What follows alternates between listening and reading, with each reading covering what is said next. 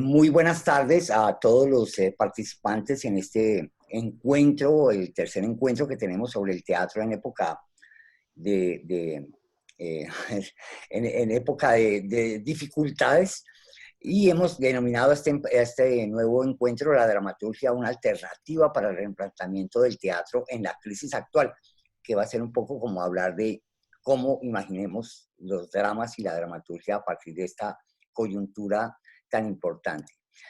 Tenemos unos invitados muy importantes. Los invitados aquí los pongo para que ustedes vayan viendo las hojas de vida en pantalla. Tenemos, si pueden, mientras tanto, eh, eh, presentarse. Es Jaime Chabó, que es un dramaturgo muy importante. Él no le gusta que le digan solamente que es el editor de la revista y la editorial Paso de Gato, sino que es aparte un gran maestro de dramaturgia que constantemente está educando a los jóvenes mexicanos, argentinos, colombianos. Se ha vinculado a nuestra maestría. Y bueno, aquí tienen todas su hoja de vida, la pueden ir observando más calmadamente, pero bueno, es toda una autoridad latinoamericana en este campo de la dramaturgia. El crédito nacional nuestro, por supuesto que es un gran amigo, Carlos Enrique Lozano, Quique Lozano, Premio Nacional de Dramaturgia. Ha publicado en Colombia, en México, es uno de los grandes dramaturgos que tiene Colombia, ya no emergente, ya tiene obras completas editadas en la editorial de Universidad del Valle, vive actualmente en Argentina, y pues está también vinculado a la maestría en creación y dirección escénica. Y por último tenemos a Andrés Benietti, que es también un dramaturgo y director teatral. Ha sido también maestro de la maestría en creación y dirección escénica, que tenemos un convenio que se inventó Enrique Lozano con la diplomatura en dramaturgia del Centro Cultural Paco Urondo. Y es un dramaturgo, director, creador, de pronto no tan cotizado ni tan publicado como los dos anteriores, pero tiene una mirada muy interesante, y los alumnos quedaron muy fascinados de sus talleres en la escuela. Entonces, esos son nuestros panelistas el día de hoy. También nos acompaña por parte de la UNAM el maestro Anastasio, por ahí estará puesto. Atanasio, Como Atanasio Girardot, el maestro Atanasio, que por recomendaciones de la UNAM nos va a asesorar un poco, va a meter la cucharada cuando quiera, estás como coanfitrión, pero aparte de eso nos va a refrescar un poco como el contexto histórico de obras de dramaturgia universal que tienen un poco como este tema del encierro y de la clausura y de lo que estamos viviendo, que pues digamos que no es nuevo para la humanidad. Entonces hay otros parangones en dramaturgia. Yo quisiera comenzar como siempre saludándolos, y quisiera que comenzaran un poco como con un speech libre. Comencemos por Jaime Chabó, sobre las consideraciones de esta coyuntura para un tiempo de escritura, porque bueno, ahorita no se puede actuar, pero parece ser que sí se puede escribir. ¿Ok? Jaime. Híjole, qué abusivo es. Claro, como voy a traducir, como soy bilingüe, bueno, más, pero como hablo colombiano de corridito y nuestros oyentes son colombianos, entonces ya tengo incorporado en mi cerebro la traducción simultánea al colombiano. Y como soy el más cucho de los tres invitados, entonces, claro, abusa Alejandro. Yo lo que veo, pues, es una efervescencia que se ha desatado de manera muy inmediata, afortunadamente, quizá, un poco para la salud mental de quienes escribimos.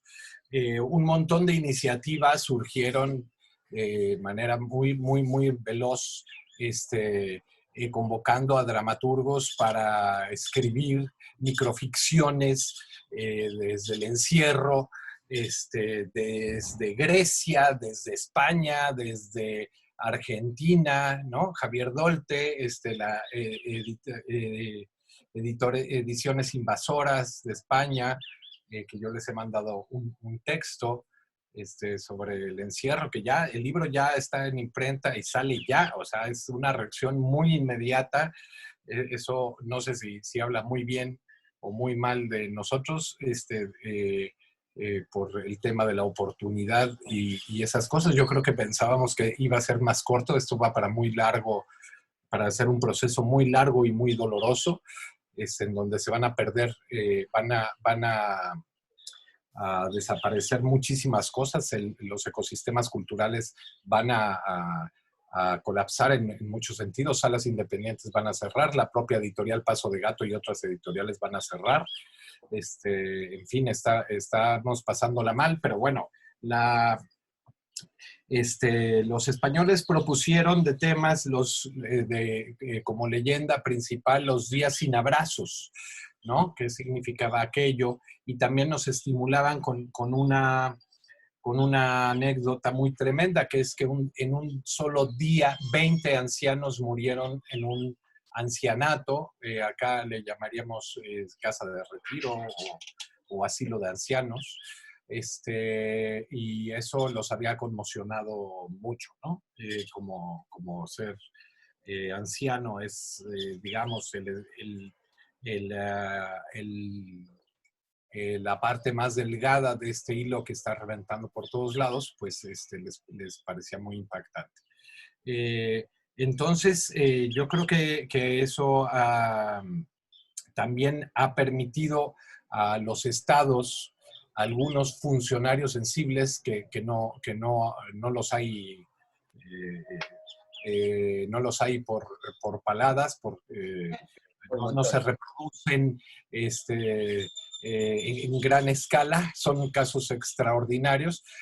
También en México salieron una serie de convocatorias para que los actores pudiesen hacer, los dramaturgos escribir micromonólogos, los actores actuarlos, etcétera, y ponerlos en una plataforma gubernamental y pagarles una pequeña plata. Porque además no es ningún secreto, la gente de teatro está sufriéndola, está pasándola mal, hay gente en estado de quiebra económica y de hambre. Entonces, bueno, esas convocatorias extrañísimamente y maravillosamente están pagando ya a la gente de teatro.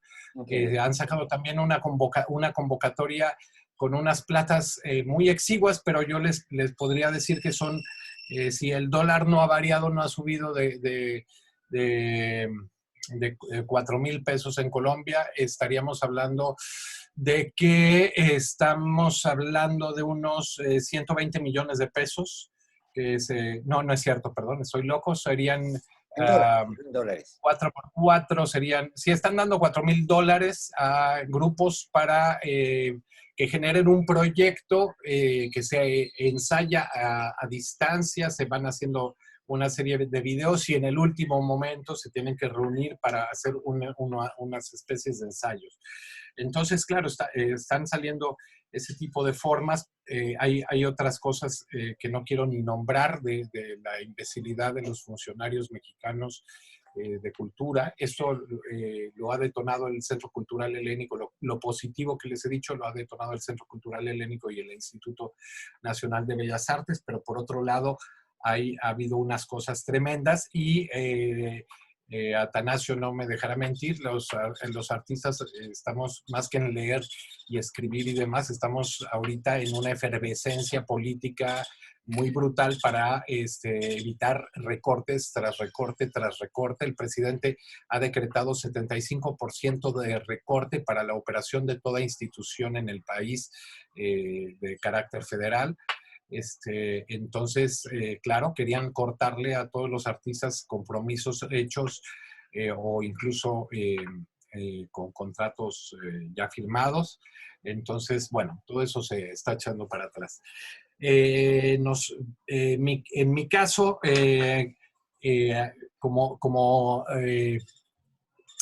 supongo en todos ha habido una especie de curva depresiva, como somos o solemos ser algunos, unos La procrastinación nos genera una inmensa culpa, es decir, eh, eh, no podemos ser unos perezosos felices. Entonces, y tampoco me podía concentrar en la escritura de algo propio, más allá de esas microficciones.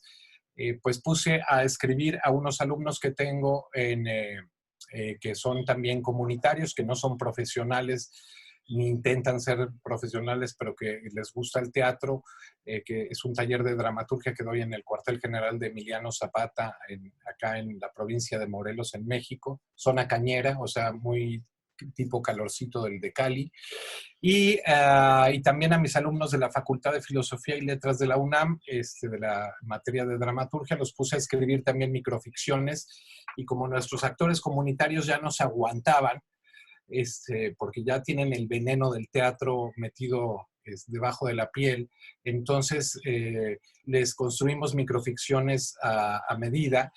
¿Por qué? Porque nuestros actores comunitarios pues de pronto son padre, hija, hermano, mamá y papá y uno de los hijos, etcétera. Entonces les fuimos diseñando escenas, no solo monólogos, sino escenas en donde se pudieran permanecer en casa, y Marisol Castillo, mi mujer, caleña de nacencia, eh, y dirigió por FaceTime, y ya de último momento, cuando las cosas no salían ni medianamente bien con los actores, pues lo que hizo ella fue ir completamente cubierta, tapabocas, una careta, etcétera, y una botella de gel antibacterial a las casas a las casas de los actores a dirigirlos, y hemos producido 12 microficciones que puedo mandar los links a ustedes. Y bueno, por lo pronto creo que como entrada es para comentar por dónde va Pues mi sí, encierro y qué es lo que veo que ha sucedido como reacción del gremio cultural y específico de los dramaturgos ante la pandemia. muy interesante información. Y bueno, ahora nos amplías un poco cómo es ese formato de esas pequeñas obras y cómo es, digámoslo así, este nuevo nombre que se está acuñando, que ya no hacemos puestas en escena, sino puestas en pantalla. Ya, digamos, ya no quedó de otra. Quique, ¿cómo ve usted este panorama, este tiempo de escritura? ¿Cómo lo utilizas? ¿Cómo lo concibes? Que es un tiempo evidentemente privilegiado. Sí, mira, yo la verdad no sé qué tan privilegiado es este tiempo, porque en términos de escritura, lo que yo he podido hacer es revisar textos. En este momento el lunes, termino las correcciones finales de mi primera novela que va a publicar Alfaguara, así que de una vez Wow. hago el aviso publicitario en medio del tiempo, así que realmente he estado muy metido en las correcciones finales de esta novela. ¿Qué se Y llamará? he estado, ¿Se llamará perdón, cómo? en medio del tiempo. En medio del tiempo. Eh, y he estado corrigiendo también una obra que se estrenaba en Buenos Aires en septiembre, pero esto no va a suceder, que es coescrita y codirigida con un dramaturgo argentino que se llama Pedro Gundesen. Y creo que el primer borrador de esta obra nació en un taller de Vinetti, y lo escribió Pedro en un taller tuyo, Andrés. Así que digo, para mí, no sé qué tan privilegiado ha sido este tiempo, ha sido un tiempo de reescritura y de revisiones, porque yo personalmente estoy en un momento en donde la escritura, la creación nueva no me es posible, porque siento que no hay una distancia con respecto a lo que está pasando que me permita tener una reflexión y un proceso de creación que pueda trascender la confusión y la incertidumbre, que es lo único que yo tengo en este momento. Lo digo muy a título personal, ¿no? Es decir, yo en este momento me siento un poco como Heiner Müller en Mommsen's blog, cuando habla de cómo Mommsen, el historiador romano, no pudo escribir su cuarto tomo de la historia de Roma, porque no pudo enfrentar la depravación de los Césares, y en ese momento su proyecto, que era su proyecto de vida, un poco se paró y no supo cómo seguir. Y Müller escribe este texto en un momento en donde Alemania se reunifica y el fuego creativo de Müller se ve en problemas, se ve realmente en problemas. Yo siento que, no sé si la crisis personal mía es de una escala tan mayúscula como la de Mommsen y Müller, en términos de sus vidas, no de trascendencia artística, sino de sus vidas, pero sí siento que para mí es un momento de reflexión antes que de escritura, porque la escritura de la pandemia para mí llegará después. No significa que no pueda haber una escritura de la pandemia, y creo que de hecho es casi un imperativo moral, pero creo que no será un esfuerzo individual, creo que será un esfuerzo colectivo que se está haciendo a través de iniciativas como las que habla Jaime y como las que estamos viendo multiplicarse día a día, y que va a permitir que no suceda la gran tragedia del momento, que es, se habla mucho de que el teatro, de si el teatro va a desaparecer o no, y pues esta pregunta un poco, diciéndolo en colombiano antiguo, nos sabe a cacho, porque eh, eh, ayer leía justamente una cita de Steinbeck muy buena, en que decía, el teatro lleva 4000 años muriendo y todavía no ha sucumbido. Claro. Lo decía, y no ha sucumbido gracias a la tenacidad y la devoción de la gente que lo hace. Y ahí es donde está el problema realmente actual. El teatro no va a morir. El teatro es como la Tierra, que ha sobrevivido a 5 eventos de extinción masiva y sigue ahí. El teatro va a seguir. Pero esta generación de teatristas, ¿cuántos vamos a quedar para el teatro? ¿Y qué se va a perder? Y me hacía acordar esta reflexión de la época de Shakespeare, porque en 10 años, a ver, lo anoté por acá en algún lado. Bueno, en 10 años el Teatro del Globo estuvo cerrado 6 años y medio debido a la peste bubónica. Más del 60% del tiempo estuvo cerrado.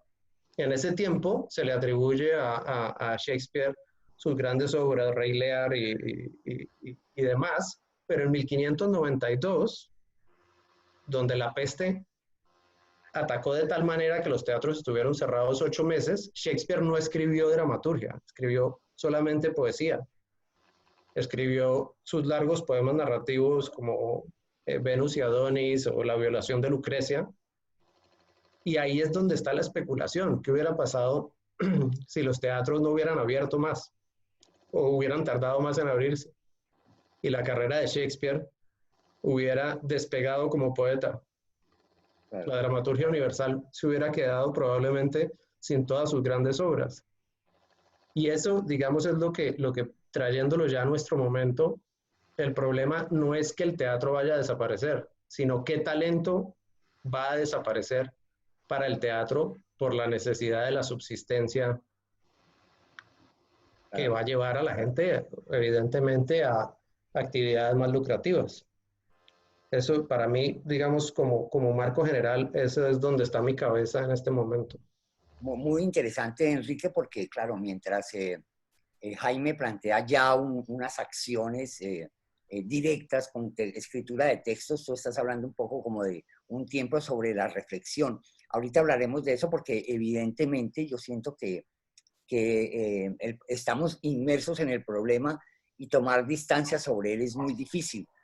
Lo otro es que evidentemente estamos muy contaminados, las ideas vienen de los medios de comunicación y tener contacto directo con casos, con historias, pues son muy difíciles, no, digamos, no es estamos muy mediados por los medios de comunicación que son los que están contando las historias, entonces muy seguramente tendremos que esperar una época, digamos, cuando todo esto pase, si es que pasa rápido, para poder, digamos, localizar y ver a las personas que sufrieron digamos, eventos de una manera más precisa. Mi querido Binetti, ¿cómo le va a usted con este planteamiento de este tiempo de escritura? Bien, en principio un placer escucharlos, es muy interesante. Bueno, yo creo que son varios aspectos los que empiezan a circular. En principio acá en Argentina, como siempre, tenemos algún apoyo del Estado, que es mísero, ¿no? Nuestro Estado no piensa mucho en las artes, y mucho menos en las artes escénicas. Hay quien dice que somos la prima tonta de las artes. Así todo tenemos una resiliencia muy orgánica en el sentido de que pareciera que vivimos siempre en crisis, ¿no? Y en ese sentido, pongo por ejemplo, yo soy parte de la Fundación Somigliana del Teatro del Pueblo, que acaba de inaugurar el 1 de febrero su teatro. Compramos el teatro en medio de la crisis, bueno, lo inauguramos, un mes después, con 16 estrenos, cerramos. Pero ya encontramos la manera de hacerlo sustentable a partir de clases que empezamos a inventar. De hecho, ahora se está dando una en la plataforma del Teatro del Pueblo, lo cual tiene que ver con esta idea de subsistencia, ¿no? Generamos un sistema de subsistencia, a lo que nos acostumbra la falta de apoyo, a lo que nos acostumbra la escena porteña, la escena independiente porteña, que es el 90% de la escena de Buenos Aires, por decir algo, subsiste, encuentra las maneras de subsistir. Eso por un lado. Por otro lado, pienso que hay algo del orden del tiempo y de la urgencia que se articula entre lo que decía muy bien Jaime y Enrique, que es la necesidad de producir para el contexto, que es un contexto anulado en términos de cuerpo, ¿no? Un contexto de pantalla. Y por otro lado, pensaba mucho hoy en algunos maestros míos, dramaturgos y dramaturgas, que escribieron su obra en 2 noches, en 3 noches, su primera obra. Su primera obra la escribieron en muy poco tiempo, y su segunda obra le llevó 1 año. Entonces, esto quiere decir que hay algo de la elaboración de esa primera obra que probablemente haya tenido mucho tiempo en esos cuerpos y en esos imaginarios, y que se haya plasmado en el papel en poco tiempo.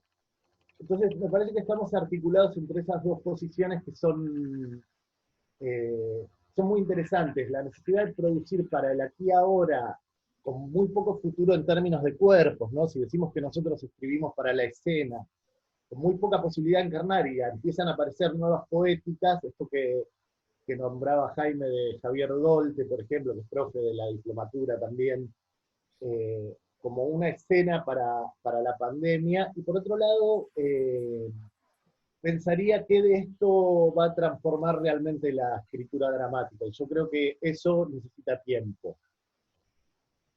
Y sí creo que hay que tratar de gestionar desde lo político el apoyo que necesitan las artes escénicas. En Buenos Aires, por lo menos, que es lo que yo tengo más alrededor, está pasando también en las escuelas. Yo doy clases en la Escuela Municipal de Arte Dramático, el problema de las praxis, ¿no? De las prácticas y cómo se resuelve eso. Creo que hay que empezar a pensar desde lo político en ciertos apoyos para la gente que está en una situación compleja en términos económicos, ¿no? Y ahí sí conecto con lo que bien decía Enrique, de qué se pierde si tenemos que salir a hacer cualquier cosa porque no tenemos para comer, ¿no? Que si se extiende para los que vivimos del teatro, va a ser un poco así. Así que me parece que esas son como las dos zonas en las que estamos. Bueno, yo quisiera un poco contextualizar para siempre la historia nos va a ayudar, la historia de la dramaturgia. Me parecen muy interesantes los datos que arrojó Quique Lozano. Quisiera solicitar un poco la ayuda de Atanasio para hablar sobre obras que se han emanado o han tenido como referente el encierro, que han tenido como referente, digamos, el aislamiento social. Por decir algunas, que es mi especialidad, es el Siglo de Oro, pues evidentemente la madre de ellas es Numancia de Cervantes, que es, digamos, la historia de un pueblo encerrado que no puede salir, etcétera, etcétera, rodeado por los romanos que tienen un muy trágico destino. También Cervantes tiene Los Baños de Argel, que cuenta, digamos, un poco su periplo, su padecimiento cuando estuvo un lustro, 5 años, metido en un pozo, sin poder un poco tener contacto con España, ni con su hermano, ni con la vida de la península. No sé, Atanasio, cuáles obras nos pueden ayudar a entender el contexto del encierro y se han vuelto ícono de la dramaturgia universal. Pues muchas gracias. Un poco me presento antes para Ay, perdona, decir, Atanasio es profesor del CUT, del Centro Universitario de Teatro de la UNAM de México, que un poco es nuestro partner en estos encuentros virtuales, gracias a Mario Espinosa, que nos dio tu contacto. Y bueno, y ahora sí, preséntate, por favor. pues soy Atanasio Cadena y bueno, de base mis estudios son el teatro, actor de formación. Sin embargo, mi especialidad va más hacia la dirección y la investigación. Me dedico también a la pedagogía y a la traducción y a la escritura. Tengo varias compañías en las que he trabajado y sobre todo desde mi búsqueda como investigador, creador, está dada a través de los nuevos lenguajes y los nuevos modelos de producción contemporánea. Me interesa muchísimo entender la parte receptiva de este fenómeno. No solamente la productiva, sino me interesa entender cómo, qué pasa en las butacas. Pues un poco a grosso modo, yo hablaría de una obra que de entrada, si bien es cierto que no forma parte de la literatura universal, sí es contemporánea y me parece que maneja bastante bien el tema del encierro, de esta idea de fatalidad, esta idea de, de no poder salir, no saber qué hacer. Y justamente eso que ahora tratan de la dramaturgia, trata acerca de los libros. Es una obra de la belga Amélie Nothomb, que es muy conocida más bien por sus novelas, tiene algunas obras de teatro, que se llama Los Combustibles. Y básicamente es la historia de 3 personajes en un encierro en donde la sobrevivencia frente al clima áspero y congelante se vuelve, ¿qué libro voy a quemar para sobrevivir? Lo cual es bastante interesante porque nos deja pensando ya en, si bien es cierto que no estamos en ese grado, ya nos pone a reflexionar acerca de cómo funciona el lenguaje como gran símbolo de que la palabra es lo que persiste y al mismo tiempo es lo que nos sustenta. Y al mismo tiempo es la gran sacrificada. Y asimismo, toda la dramaturgia contemporánea ha manejado esta idea del apocalipsis, se ha centrado muchísimo en algunas corrientes, otras no, sobre qué pasaría, como el caso del monólogo de Adiós o Hasta pronto, del dramaturgo suizo Antoine Jacot, que es una despedida de su padre, de un padre hacia 2 de sus hijos que marchan a Marte para nunca regresar, porque la Tierra ya no puede sostenerse. Es decir, hay un fantaseo con esto de ya no podemos más aquí y entonces hay que soñar de otra manera. Asimismo, también me puse a recordar qué haré yo con esta espada de Angélica Lidl, Sí. que justamente regresa muchísimo a la idea del cuidado interno. Empieza la obra justamente hablando de cuál fue la primera vez que tuvo que cambiarle los pañales a su madre y a su padre. Y el recuerdo escatológico que esto representa, la enfermedad, el hartazgo, la imposibilidad, lo cual es bastante interesante. Una de las cosas que me parecen muy importantes, digo, también pudiéramos hablar, por supuesto, de Puerta Cerrada, Claro, el clásico. que ya nos deja pensando mucho en la situación, sobre todo a nivel del círculo interior, Claro. de cómo pensamos y cómo nos vivimos, tomando esta gran tesis del infierno son los otros, Claro. es bajo una situación pandémica. También me recordaba mucho la escena de La máquina infernal, el segundo acto de Jean Cocteau, que bueno, digo, ya la historia de Edipo, la peste y todo lo demás ya nos recuerda bastante, pero este encuentro infantil entre Edipo y la bestia transformada en una niña. Es decir, este recordatorio de que los peores espacios, los peores lugares se viven desde un espacio que no reconocemos y que llega así, brutalmente. El reconocimiento de esto que ocurre nos lanza varias interrogantes. Yo pensaría una cosa que además me parece muy importante y quisiera pues ponerla, sobre todo pensando que, vaya, estamos entre tres grandes dramaturgos, escritores, que de pronto la palabra se ha puesto mucho en cuestión a nivel de sentido, del orden, del significado, con respecto a cómo cómo la estamos construyendo a nivel contemporáneo.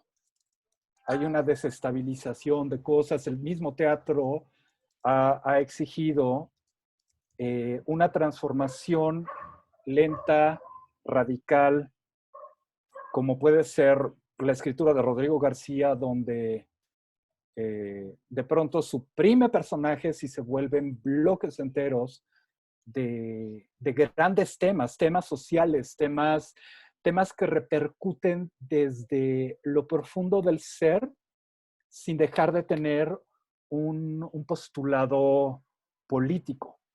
Y que justamente pone en cuestión los modelos de producción clásicas, que son, ¿cómo monto esto? No hay personaje, no hay espacio, no hay nada. Y pongo a colación a Rodrigo García porque justamente ahora estamos desde ese otro lado. ¿Cómo escribo? ¿Qué escribo? ¿Desde dónde escribo? Claro. Porque como bien dicen todos, y además me sumo a las voces, es que estamos imposibilitados a ver qué ocurre en este momento. O sea, hacemos cada uno por su lado pequeños esfuerzos para poder entender y para poder fabricarse espacios alternos para que justamente el teatro, y ahora sí regreso un poco históricamente, para que no caiga, para que no muera. No hay que olvidar que de pronto en el medievo fue muy curioso la manera en cómo sobrevivió el teatro, porque durante muchos siglos fue prohibido por la iglesia y de pronto se vuelve el cuerpo como portador de la palabra, digo, caso muy concreto el de los trovadores, que se daba de viva voz y era la única posibilidad que el teatro encontró para sobrevivir. Sobrevivir un periodo completamente árido, áspero y hasta fatalista, diría yo, pero se vuelve la palabra encarnada. Ahora la gran pregunta es, ¿cómo encarnar esa palabra? ¿Desde dónde construir esa palabra? Bajo todo esto que ahora nos configura, todos estos modelos de pensamientos en los cuales estamos inmersos, sin olvidar las cuestiones políticas y sociales que además no solamente nos golpean, sino que ahora somos resultados más evidentes de ellas ya que estamos en encierro. Claro. Nos damos cuenta de nuestra fragilidad, ya no solamente como artistas, sino como humanos. Como personas. Que es la base más fundacional del teatro, el ser. Y desde lo fundacional que es este arte, pues nos tiene en el fenómeno que el teatro mismo contiene. Y es muy chistoso porque es la contingencia. El teatro, en tanto espacio contingente, espacio, el lugar donde lo que ocurre de manera imprevista por muchos factores, ahora nos está exigiendo entender esta contingencia desde otra contingencia, que es la de los cuerpos encerrados, la de reflexionar qué necesita. Recordaba, por ejemplo, en un último viaje que hice, ya para terminar, porque luego hablo mucho, este último viaje que hice a Sarajevo, en donde tuve la fortuna de conocer a un actor, perdón, mi memoria es pésima, que justamente, pues nada, estaba creando en el momento de la Guerra de los Balcanes. Estamos hablando de los 90, 1990. Y de pronto, algo que reflexiono mucho es qué temas tocar. De pronto el teatro, con otras condiciones, con otros fenómenos, porque ahí el teatro se hacía en los sótanos. Y la gente iba como podía y más bien buscaba un espacio de entretenimiento frente al acontecer bélico en los que estaban contenidos, donde no había que comer, en un espacio mucho más extremo a amén de cada uno de las particularidades de cada uno de nosotros.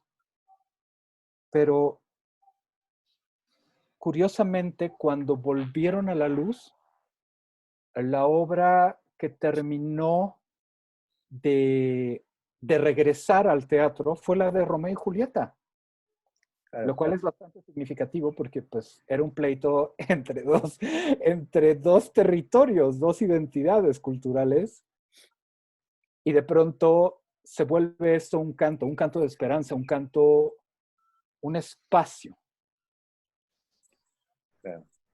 Hablo de esto porque me parece que es importante, más allá de solamente hacerlo histórico, sino también entenderlo a nivel de cómo lo vivimos ahora. Porque no podemos hablar de los mismos sistemas. Ahora tenemos esta tecnología, por ejemplo. Ahora tenemos la posibilidad, esto que decía Jaime Chabó, de hacer microficciones en donde empiezan a lanzar convocatorias, donde la forma monologal es la parte casi fundamental de este nuevo orden representacional. Se buscan otro tipo de espacios, otro tipo de temáticas, se hacen videos, la edición del video funciona como una especie de metteur en scène, como dirían los franceses, que termina de hacer el ensamblaje. Claro. Sin embargo, y no es teatro, pero se están encontrando mecanismos, porque digo, el teatro exige la presencia de todos, pero se están encontrando mecanismos de sobrevivencia. Sí, son... Claro, Atanasio, muchas gracias por tu aporte y evidentemente, claro, estas pantallas nos han vuelto a reivindicar aquella cosa tan tonta que le decían a uno los maestros, que es que de todas maneras el teatro es un arte en 3 dimensiones y eso uno creía que era un privilegio, por decir algo que nos diferenciaba del cine, pero ahora que vivimos a través de una pantalla, vemos que las 3 dimensiones son esenciales para el teatro, entre otras cosas. Jaime, pues no sé, Jaime, los que quieran participar, me parece ahora que a partir de las reflexiones de lo difícil que es reflexionar sobre esta pandemia en la dramaturgia, pero sí parece ser que está surgiendo un nuevo tipo de formatos para la expresión dramática, para hacer puestas en pantalla, hay otros héroes, otras situaciones, otras formas de diálogo. Ya lo dice Atanasio, sí, la forma monologal está primando sobre cualquier otro tipo de expresión. Es muy difícil a veces entablar los diálogos, es muy difícil, digamos, ir más allá de la palabra porque en la pantalla parece que las situaciones no son tan abundantes y es muy difícil construir situaciones, silencios, matices, olores, etcétera, etcétera. Entonces, no sé, Jaime, ¿cuáles son los, digamos, esos nuevos formatos que se están experimentando? ¿Cuál es, digamos, lo que tú has capturado de tus alumnos, de tus talleres?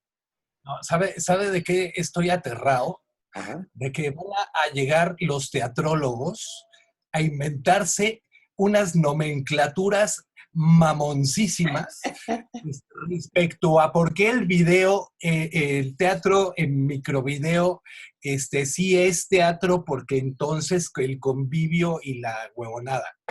Entonces, no demora. no se engañen, chicos de la maestría y quien esté por ahí. Yo veo por ahí amigos muy queridos, Piedrahíta, en fin, varios queridos amigos de Colombia. No se engañen, no es teatro, es otra cosa.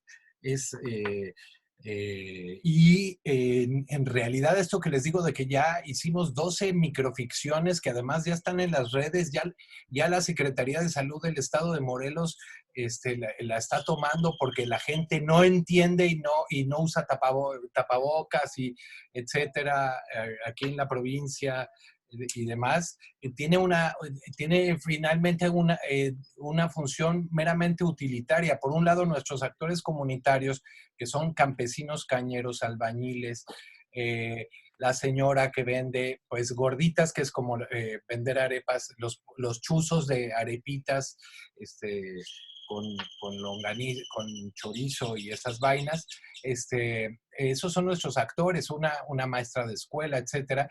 Ya no se hallaban en sus casas, ya no hallaban qué hacer, entonces no estamos innovando un culo, no es un nuevo formato, y además lo que sí ha sido interesante es que ha habido mucha diversidad en los textos y que además de que lo obvio, de que cada quien escribe desde su imaginario, ha habido experimentaciones conscientes, inconscientes, y que no han mediado, no han pasado, no han sido mediadas por planteamientos teóricos formales, conceptuales de ninguna índole. Pero bueno, ya vendrán y además con lo que sí es que el recurso del video, en quien lo sabe usar, puede sacarle mucho más cosas. Hoy veía uno de los videos y decía, ¡ay, qué feo quedó! Nuestros actores no tienen buen gusto, ¿no? Entonces era una mierda el arte, digamos. Pero bueno, yo quiero considerar, pensar en algunas cosas.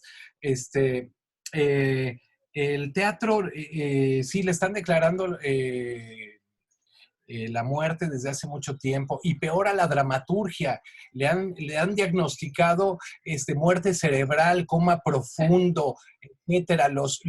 Aquellos que ya encontraron el santo grial de la teatralidad y que nunca te explican en qué mierda consiste, porque no les vayas a robar las ideas, o ve tú a saber qué, ¿no? Que dicen que la dramaturgia es una mierda, que etcétera. La dramaturgia en nuestros países es la cosa más poderosa imaginable. Y yo diría, retomando lo que decía Atanasio, de la puesta en cuestión de la palabra, yo no pienso que sea una puesta en cuestión. O bueno, si la hubo, pues ya pasó. Lo interesante es que no diría la palabra dramática, diría la palabra en el teatro se diversificó, estalló sus límites y sus corsés canónicos fueron dinamitados y entonces la palabra buscó cauces muy diversos, con experimentaciones muy interesantes, experimentaciones que ya hacía un tal Fernando de Rojas, ¿no? O qué sé yo, como la narraturgia, en fin. Y bueno, y todas estas experimentaciones y puestas en cuestión desde el concepto de personaje, situación, conflicto, con Heiner Müller and Company, pero pues eso ya pasó hace rato. A los que creen que el teatro va a morir, pues yo les diría, hay una anécdota que puso un colega director muy, muy interesante, Martín Zapata, hace unos días en su Face, y decía, en el futuro, dentro de muchos años, el hombre de las cavernas volverá a representar una historia frente a los ojos de otro hombre de las cavernas. Y esto pues tiene que ver con la función principal de nuestro cerebro, que es la de anticipar futuros. Ya nos lo dijeron los neurólogos, entre ellos el muy ilustre doctor Rodolfo Ginás, que la función primordial de nuestro cerebro es anticipar futuros. ¿Por qué? Porque es una estrategia de supervivencia. Y en esa estrategia de supervivencia, el ir adelantando futuros fue lo que comenzó a crear en el ser humano y que además por eso no lo pueden borrar, Dios mío, la capacidad de fabular, ¿no? También aquellos que han decretado que la dramaturgia fabular es deberían de poner en un paredón y fusilar a todos los dramaturgos fabulares porque ya no está de moda, pues la estupidez, o sea, perdón, yo soy defensor, soy practicante de muchas de las cosas chéverísimas que se han encontrado en la experimentación de la palabra, conste que ya no dramática, en el teatro, conste. Pero la insensatez que parte simplemente de la ignorancia, porque recordemos, ya que estamos con un maestro del siglo de oro, recordemos que la ignorancia es atrevida, ¿no? Entonces, es el aspecto fabular del ser humano que está inserto en la señora que vende arepas, igual que en mis campesinos cañeros, igual que en cualquier otra persona, y por eso se consume tanta ficción, y más en este encierro. Como es inherente al ser humano, pues esta no ha de morir. Morirán, por supuesto, tarde o temprano todos los popes que encontraron el Santo Grial, pero en la capacidad fabular del ser humano no. Entonces, me temo que no podemos prescindir de la ficción o de las formas de la ficción o de las combinatorias estructurales entre lo ficcional y lo no ficcional, entre la palabra documento, la palabra legajo legal, entre la palabra estadística, como tantas creaciones, qué sé yo, por Colombia ya pasó, por ejemplo, un grupo estupendo que se llama Lagartijas Tiradas al Sol, de México, o pasó también Teatro Línea de Sombra con su obra Amarillo, que es un poema extraordinario. Ninguna de esas, bueno, tiene más elementos, es que es muy chistoso, Lagartijas Tiradas al Sol tiene elementos fabulares combinados con otro tipo de palabras. Y lo que definitivamente no es fabular es Amarillo de Teatro Línea de Sombra, y yo soy su principal fan y creo que soy quien más artículos ha escrito sobre ellos con un entusiasmo indecible. Es decir, no solo no soy enemigo de eso, de lo que sí soy enemigo es de la descalificación permanente que se ejerce contra aquellos que ahora cada vez más decididamente creemos en formatos fabulares. Mixtos a veces, mestizos, preñados de, etcétera, pero pues es qué difícil ha de ser querer remontar un río tan caudaloso. Pero bueno, y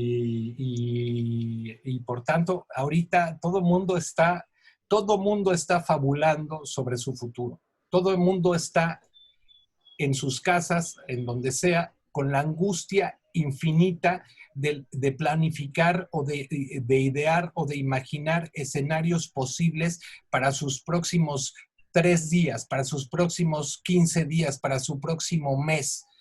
Y están generando en ese ordenador maravilloso, en ese computador maravilloso que es el cerebro humano, escenarios posibles de lo que les va a suceder. Esos son principios de ficción. Bueno, digamos, la idea de los formatos y el tema de la pandemia en la dramaturgia, evidentemente uno se pone a reflexionar y toda la dramaturgia chejoviana está tocada por la tuberculosis, toda, y casi que no tiene una sola palabra sobre tuberculosis. Es maravilloso, pero uno evidentemente siente que, digamos, que la vida del médico en una zona rural, etcétera, etcétera, está tocada muy fuertemente por eso, pero muy secretamente. Yo siento que la pandemia no necesariamente tiene que volverse un elemento externo de la dramaturgia, sino un elemento contenido de la dramaturgia, porque los estados espirituales en la que nos dispone creo que son los más importantes, ¿o no, Enrique? Sí, yo creo, sí, estoy de acuerdo, Alejo. Y me parece que este momento, yo pensaba en estos días que parafraseando a Sarrasak, uno podría hablar de que este momento en el teatro es el lugar del encuentro catastrófico con su némesis. Porque el teatro en este momento, para no perder presencia, se está viendo obligatoriamente abocado a la utilización de tecnología y pantallas, que han sido tradicionalmente, digamos, aquello que ha estado proscrito de la tradición teatral más tradicional, ¿no? Es aquello que es aquel intermediario que es un intruso justamente en el y en la presencia de esos cuerpos, que es lo que hace el teatro, ¿no? El teatro como ese lugar que no es la platea ni es el escenario, sino ese espacio milagroso que se abre justamente en el encuentro del público con los actores. Entonces, estamos en este momento, en ese momento histórico tan absolutamente interesante, fecundo y confuso,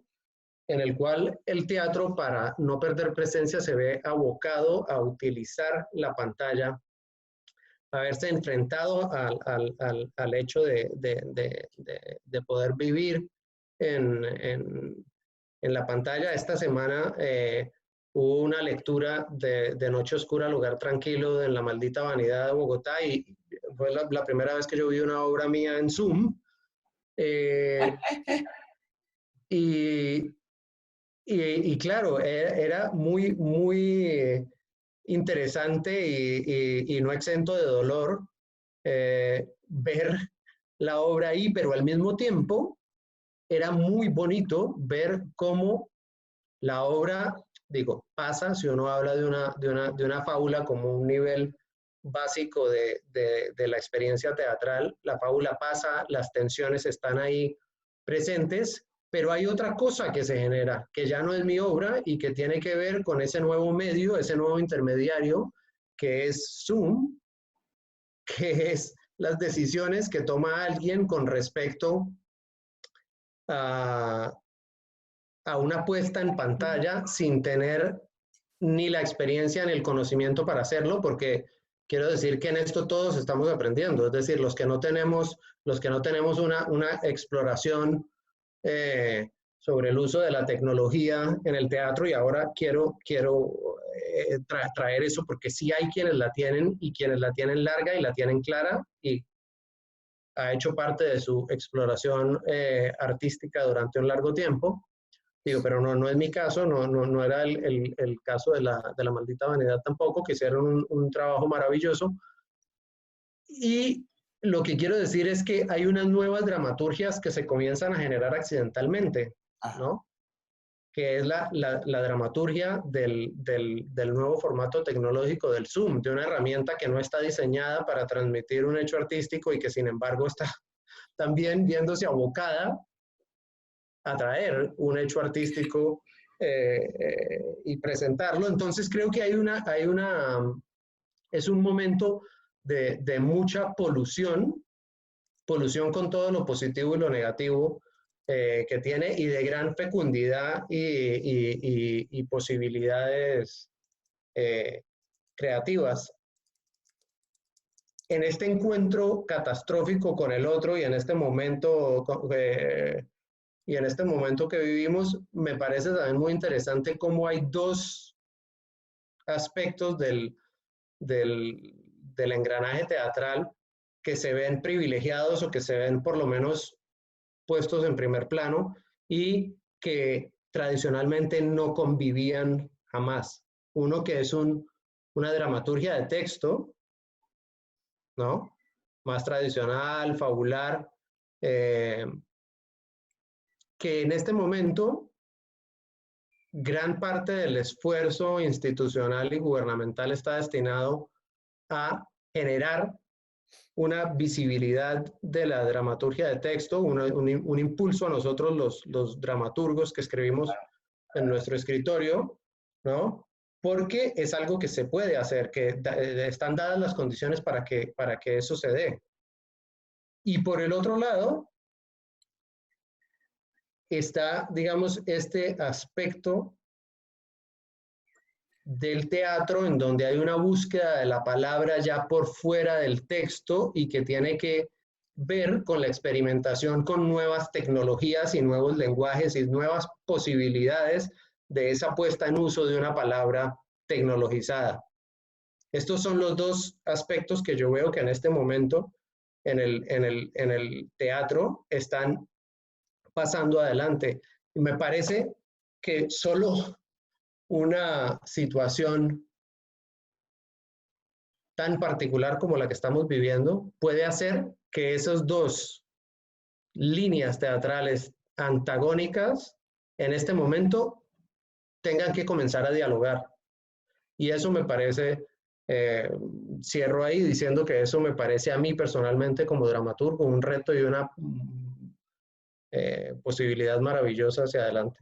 Sí, porque de hecho no lo hemos hablado, pero no solamente digamos, los creadores tenemos que adaptarnos a este formato, sino también los espectadores. Es que cuánto puede uno aguantar viendo una pantalla, una obra, no sé cuánto demoraba la obra tuya montada por La Maldita Vanidad, si la redujeron, pero evidentemente tener a la gente 2 horas pegada a una pantalla, pues es ahora mucho más difícil, ¿cierto?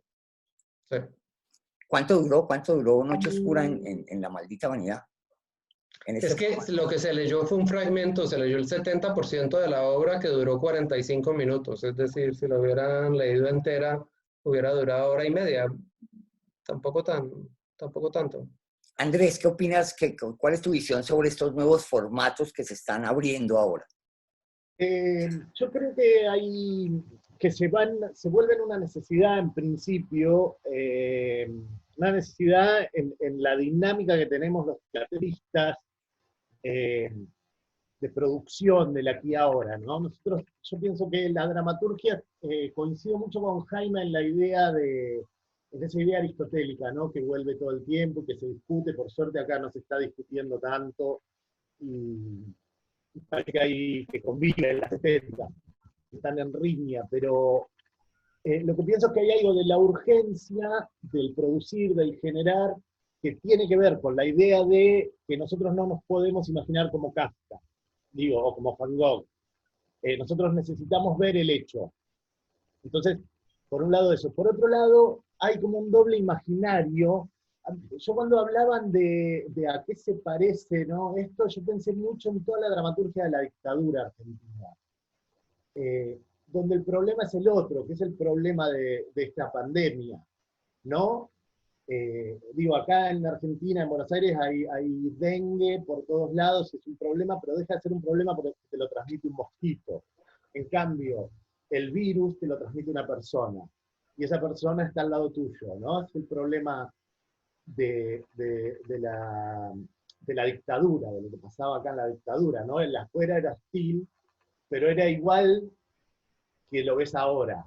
Digo, no hay monstruos, no hay un bosque, no hay una zona seriada y oscura, ¿no? No hay eso. Es lo mismo, pero es peligroso, es siniestro. En ese sentido, pienso en la idea de que si no estamos imaginando en un acto trágico la perpetuidad de la pandemia.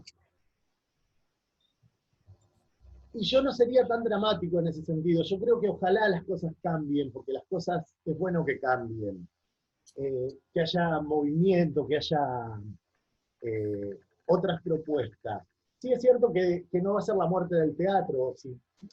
Si muere el teatro porque no nos podemos volver a juntar más, va a morir un montón de otras cosas también, ¿no? Y en ese sentido pienso también en como una cuarta herida narcisista la hipótesis de la última noche de la humanidad, como tenemos que vivir la última noche de la humanidad todos nosotros aquí ahora. Uno piensa en Shakespeare, uno piensa en Calderón, uno piensa en Lope, uno piensa en los grandes maestros. Ellos vivieron su última noche, ahora estamos nosotros y vendrán otros, por suerte. En ese sentido me entusiasma mucho y me alegra mucho en los espacios de formación que yo trabajo, que son varios, el entusiasmo que veo y la resiliencia, insisto en ese término, pero cómo nos estamos adaptando a pensar un futuro posible. Muy interesante sobre los temas que están apareciendo, no sé, en Cali hace 2 días sorprendieron en un bar, una discoteca, donde la gente por 10.000 pesos iba, por $3, iba expresamente a contagiarse. O sea, el gancho de la fiesta era que iba a haber contagio. Y pues me pareció una metáfora maravillosa. Empiezan a aparecer unas metáforas muy maravillosas de la enfermedad, porque hay gente que no quiere cuidarse, hay gente que quiere ser poseedora, y casi como que es una epidemia parecida a lo Artaud, donde la gente lo que quiere es, digamos, ya enfrentarse a la muerte de una manera ya abierta y dejar de estar, digamos, otra manera de calmar lo que ustedes todos han llamado la incertidumbre sobre este tiempo. Entonces aparecen unos temas muy, muy interesantes. Yo quisiera un poquito darle la palabra al profesor Everett Dixon, que está por ahí con el teléfono habilitado, porque, digamos, ya en el New Yorker aparece una obra que es calificada como la primera gran obra escrita sobre la pandemia. Ha puesto el chat en el chat de todos nosotros, este chat de First Grade of Original Play for Quarantine, en la cual, digamos, esto ya comienza a ser como empiezan a haber resultados. Es muy interesante el artículo porque no solamente ya se está privilegiando el tema de la pandemia, sino que se estrenó en Zoom. Digamos, ya está vinculada la plataforma tecnológica con la escritura hacia ella. Bueno, también tenemos a Mario, cuando quiera Mario dar sus aportes sobre el tema, serán absolutamente bienvenidos. Bueno. Evidentemente hay que descontar la tendencia del New Yorker a hablar bien siempre de su propio teatro. Siempre a decir que todo lo que pasa ahí es mejor que en otros lugares. Pero lo que es interesante de la obra es algo que a veces pasa en la dramaturgia norteamericana, es que los dramaturgos tienen ciclos. Entonces, es un autor que escribió un ciclo sobre una familia que se llama la familia Apple hace unos años, que eran 3 o 4, eran muy populares. Y lo que ha hecho es que ha resucitado la familia, que no pensaba hacer, y ya están en cuarentena, ¿cierto? Entonces empieza la obra con uno de los miembros de la familia y se han reunido para hablar de todo lo que ha pasado en los últimos años. Entonces hay algo allá donde la convención del Zoom es parte de la dramaturgia, ¿cierto? Es un poco lo que dice el maestro Alejandro. Digamos, es mucho más interesante el hecho cuando no es lo más importante. Ellos no están exactamente hablando de la pandemia, es una de las circunstancias de la obra, sino están hablando de lo que ha pasado entre ellos y se vuelve una circunstancia. O en Chekhov es una circunstancia que no se menciona. Entonces, son estos casos donde la pandemia no se vuelve la única cosa obsesiva de la dramaturgia, sino se vuelve una circunstancia como otra, una oportunidad de hablar de otras cosas, porque un poco una cosa que yo he visto, sobre todo en danza, uno ha visto muchos ejercicios de danza y siempre hablan del encierre, ¿cierto? Como la danza es sobre el cuerpo está encerrado, y cómo hacer justamente que estamos hablando de otras cosas y que el encierre, como es tan obvio el encierre, cómo hacer que este encierre se transciende, porque de todas maneras el teatro, un poco la idea del teatro es imaginar otros mundos, ¿cierto? Entonces, cómo luchar contra la convención o justificarla o que nos ayuda a hacer dramaturgias nuevas, ¿cierto? Y evidentemente el hecho del teatro en Zoom, como decía aquí, que es que la palabra se vuelve tan importante. Pero justamente en esta obra dice que la obra termina los últimos 5 minutos con el personaje solita ya, mirándose a la pantalla, ¿cierto? Y sin palabra una pausa en Zoom, ¿cierto? Entonces otra vez, realmente justifican el hecho del Zoom en la obra. Eso. Ok, maestro Mario, usted estaba por ahí pendiente también con sus aportes sobre el tema. Mario Espinosa, pues ese del CUT también, y los ha venido ayudando en todos estos encuentros. Pues, Está también desarrollando ahora proyectos, está ensayando, que eso ya es un privilegio. Eso ya, como decía hace poco un amigo ruso, decía, parece ser que eso de las giras, todo esto de tener estrenos, de que nos entreguen flores el día del estreno, eso va a ser como ya una cosa del pasado, de la nostalgia colectiva del teatro que en algún momento tuvo esos momentos. Pero bueno, Mario todavía puede ir a ensayos, lo cual lo envidio profundamente.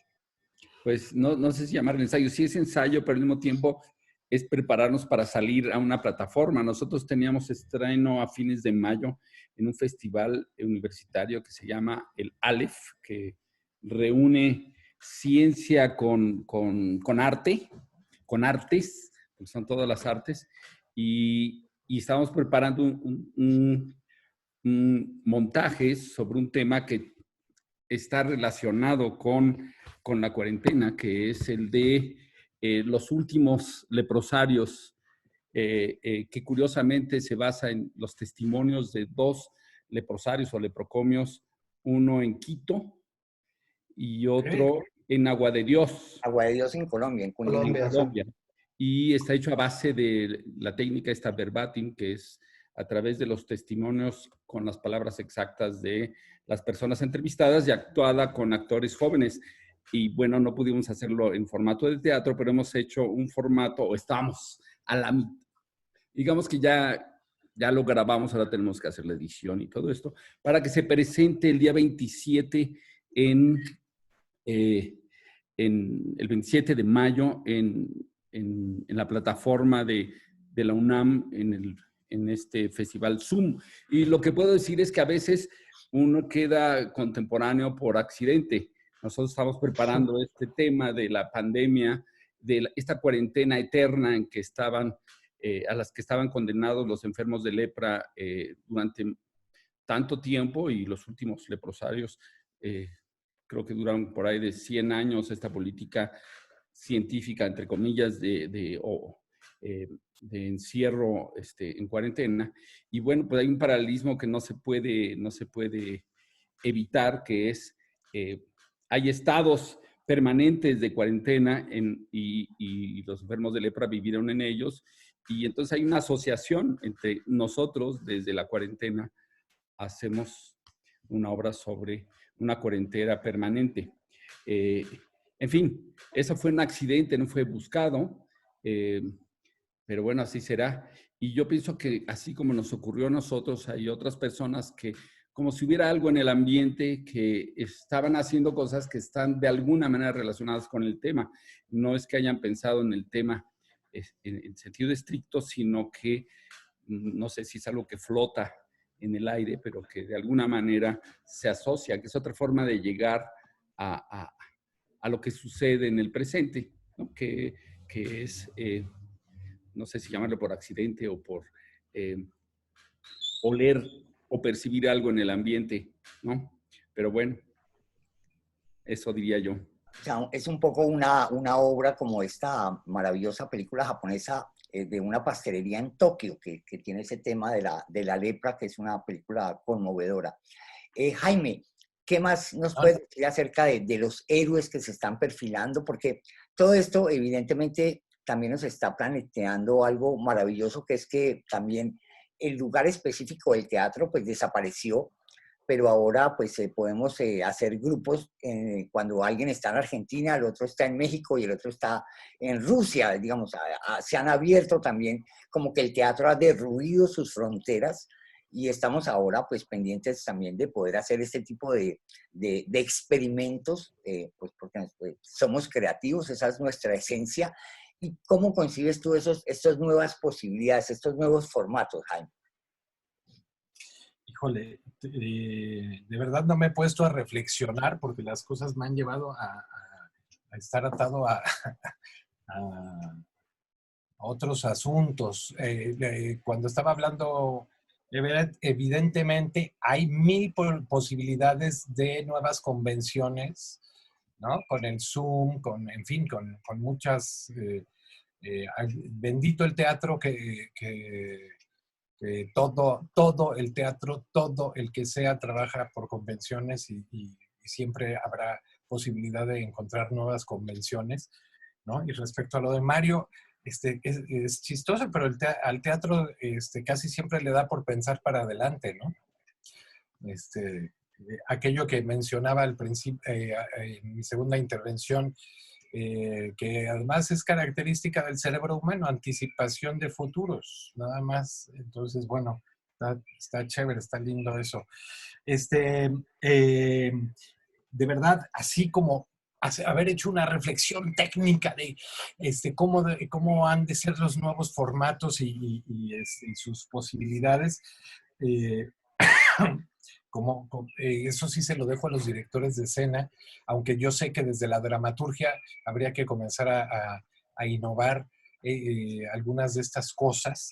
En México, desde los finales de los 80s y principios de los 90s, nos dio una oleada a ciertos dramaturgos, Silvia Peláez, Luis Mario Moncada, y algunos más, por trabajar la dramaturgia de la imagen, y entonces se metían pantallas y demás, recordarán. Luego pasó un poco sin pena ni gloria, pero después del primer rechazo, porque eso no era teatro, lo cierto es que las tecnologías entraron como cuchillo en mantequilla, y simplemente ahora no nos espanta ni nos subleva que haya otro tipo de virtualidades. Y bueno, falta todavía que explotemos al 100%, es muy caro todavía, pero todo el tema del holograma y demás, ya un amigo de Guadalajara que tiene un centro de cultura infantil, hace un teatro con hologramas, con una máquina que suelta vapor, ¿no? Y proyecta imágenes en movimiento y que es una locura, que se llama La Cooperacha, ese grupo. Entonces, todo es bienvenido en cuanto abone al encuentro. Y ya me señalaron por ahí en el chat que lo que decía sin quererlo mencionar, pues era de Dubati y el convivio y demás, cuando decía que van a comenzar a inventarse nuevas nomenclaturas. Ya se burlaba también en su Facebook Rubén Schumacher, el gran director argentino, y decía, ¿cuánto apuestan? Ya registré, ya es marca registrada el tema de la pandemia en los papers académicos, ¿no? Y ya serán mil y un cosas.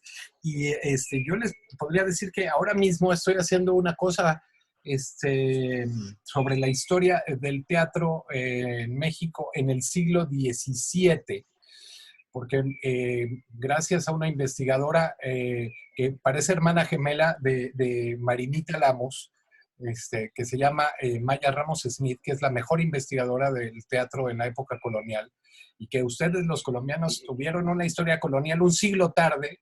Nosotros en el año 2031 vamos a cumplir 500 años de historia teatral en términos occidentales, ¿no?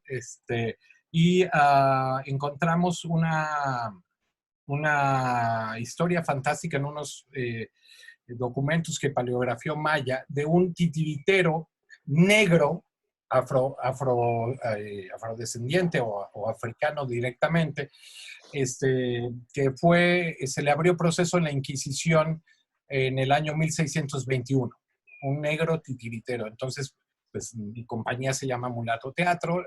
La Caleña, ¿qué creen ustedes que es? Pues evidentemente es titiritera.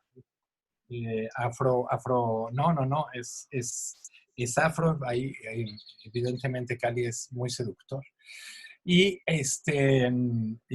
ahora estamos ensayando, una actriz está en Cuernavaca, en la ciudad de Cuernavaca, una actriz está en México, y 3 del equipo estamos en el pueblo de Ticumán.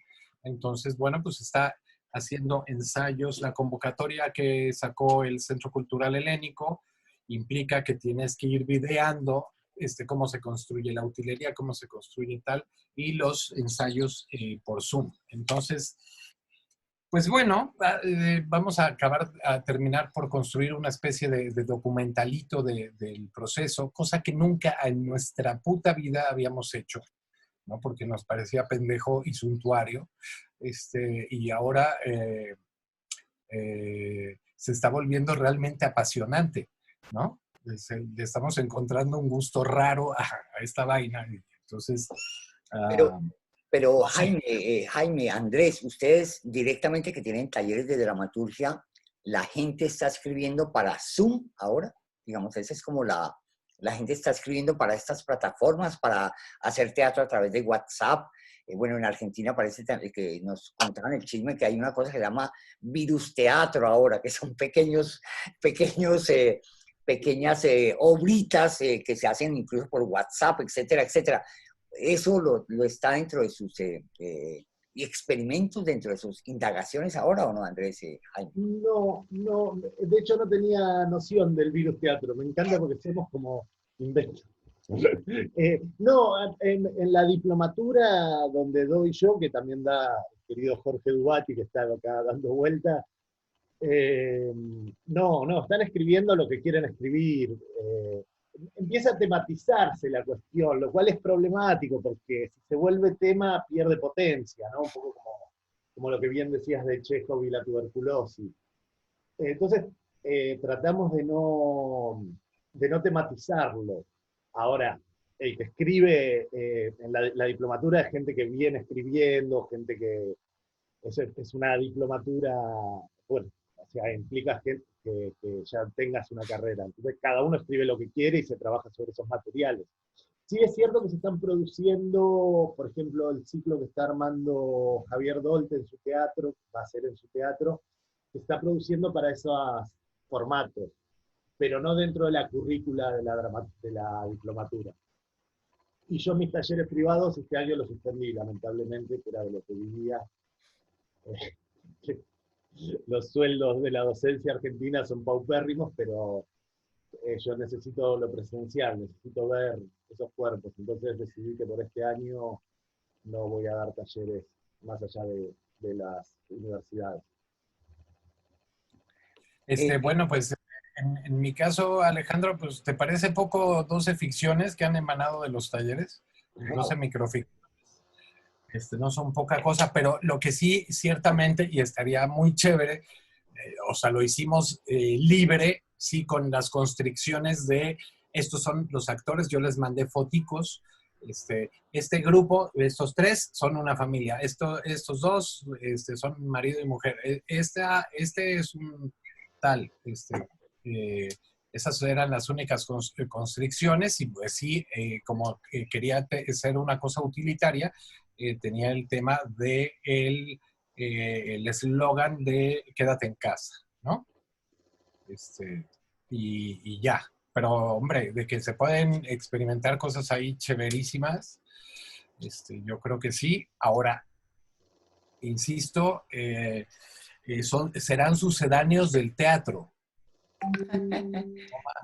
No será directamente teatro. Sigue, Atanasio, por favor.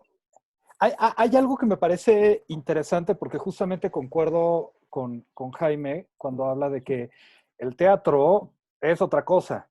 Sin embargo, han habido bastantes ejercicios donde justamente este sistema de virtualidad se ha colado al sistema teatral dando ejercicios bastante padres que nos han mostrado desde otros modelos de producción, otras maneras de construir que se puede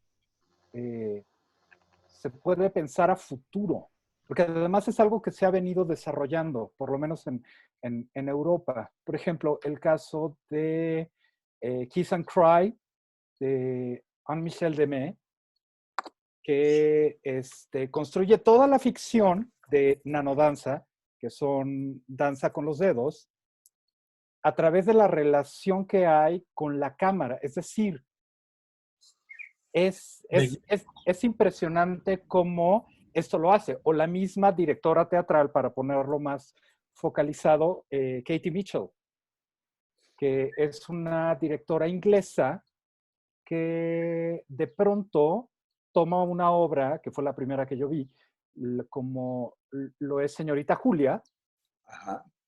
y de pronto construye todo un set para hacer una película de eso dentro del mismo teatro.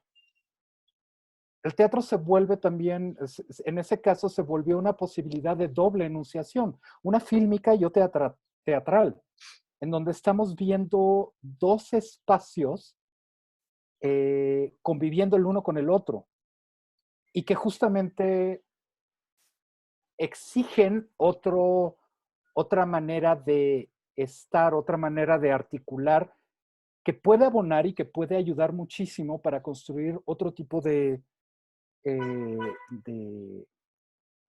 dispositivos.